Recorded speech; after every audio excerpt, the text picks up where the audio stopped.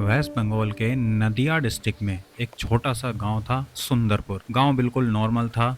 सुबह लोग बाजार जाते, बच्चे स्कूल जाते और शाम को चाय की दुकानों पर भीड़ लग जाती। लेकिन गांव के एक कोने में एक पुराना रेलवे क्वार्टर था, जिसके पास रात होते ही कोई नहीं जाता था। ना वहां कोई रहता था, ना कोई उसका नाम लेना पसंद करता था, क्योंकि लोग कहते थे उस क्वार्टर के अंदर से रात को एक औरत की आवाज आती है, कभी हल्की रोती हुई, कभी धीरे धीरे से किसी को बुलाते हुए। लेकिन अजीब बात ये थी कि आज तक किसी ने उस औरत को देखा नहीं था, सिर्फ आवाज सुनाई देती थी। और हर आवाज के बाद गांव में कोई ना कोई अजीब इंसिडेंट जरूर होता था। ये कहानी शुरू होती है साल 1998 से।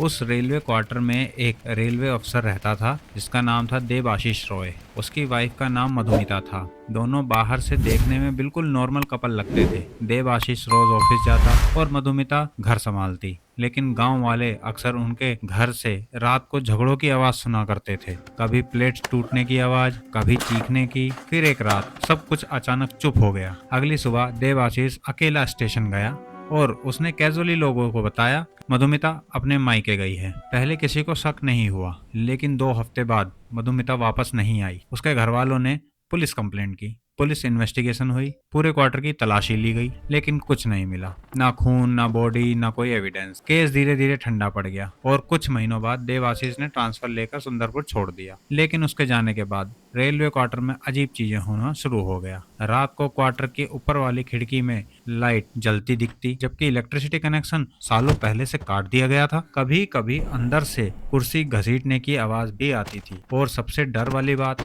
रात के एग्जैक्टली 12 बजे एक औरत की आवाज सुनाई देती थी, मुझे बाहर निकालो। पहले लोगों को लगा कोई मजाक कर रहा है, लेकिन एक दिन गांव के 2 लड़के हिम्मत करके क्वार्टर के अंदर चले गए। सुबह दोनों वापस मिले, लेकिन अजीब हालत में। एक लड़का बस बार बार एक ही लाइन बोल रहा था, फ्लोर के नीचे, फ्लोर के नीचे। उस दिन के बाद गांव वालों ने क्वार्टर के पास जाना एकदम बंद कर दिया। साल बीत गए, क्वार्टर धीरे धीरे और पुराना होता गया, लेकिन आवाजें बंद नहीं हुई। एक रिटायर्ड कांस्टेबल था, हरधन। उसने ही सबसे पहले एक बात नोटिस की।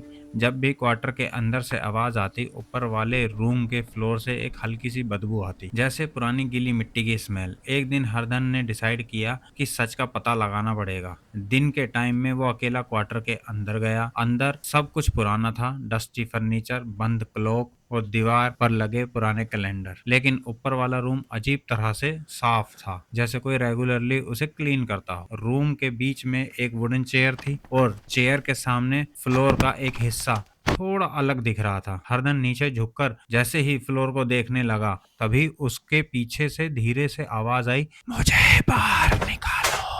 हरधन तुरंत पीछे मुड़ा, लेकिन रूम खाली था। उसके हाथ कांपने लगे। फिर उसने हिम्मत कर पुलिस को बुलाया। अगले दिन पूरा फ्लोर तोड़ा गया और नीचे जो मिला उसने पूरे सुंदरपुर को हिला दिया। फ्लोर के नीचे एक ह्यूमन स्केलेटन दबा हुआ था, उसके साथ एक टूटा हुआ नेकलेस और एक व्हाइट साड़ी का पीस मिला था। मधुमिता रॉय। पुलिस ने पुराने रिकॉर्ड निकाले, इन्वेस्टिगेशन फिर से स्टार्ट हुई और धीरे धीरे सच सामने आया। देवाशीष का मधुमिता के साथ झगड़ा हुआ। गुस्से में देवाशीष ने मधुमिता का मर्डर कर दिया, फिर बॉडी को ऊपर वाले रूम के फ्लोर के नीचे छुपा दिया और अगले दिन नॉर्मल एक्टिंग करता रहा सालों तक। केस ऑफिशियली क्लोज हो गया। लोगों को लगा अब सब नॉर्मल हो जाएगा, लेकिन असली डर उसके बाद शुरू हुआ, क्योंकि बॉडी मिलने के बाद भी रात को क्वार्टर की लाइट जलना बंद नहीं हुई। औरत की आवाज भी आती रही और एक और नई चीज शुरू हो गई। लोगों ने रेलवे क्वार्टर के आसपास एक आदमी को देखना शुरू किया, रेलवे यूनिफॉर्म में। वो चुपचाप खड़ा रहता, कभी स्टेशन के पास, कभी क्वार्टर के गेट पर। लेकिन जैसे ही कोई उसके पास जाता, वो गायब हो जाता। तभी पुलिस रिकॉर्ड में एक और शॉकिंग बात पता चली। देवाशीष रॉय 2004 में एक ट्रेन एक्सीडेंट में मारा जा चुका। आज भी सुंदरपुर का वो रेलवे क्वार्टर वैसा ही खड़ा है। दिन में बिल्कुल नॉर्मल दिखता है, लेकिन रात को ऊपर वाले रूम की खिड़की में लाइट जरूर जलती है। अगर कोई ध्यान से सुने तो धीरे से एक औरत की आवाज भी आती है। सच कभी छुपता नहीं। Welcome to Real Horror Stories. Listen closely.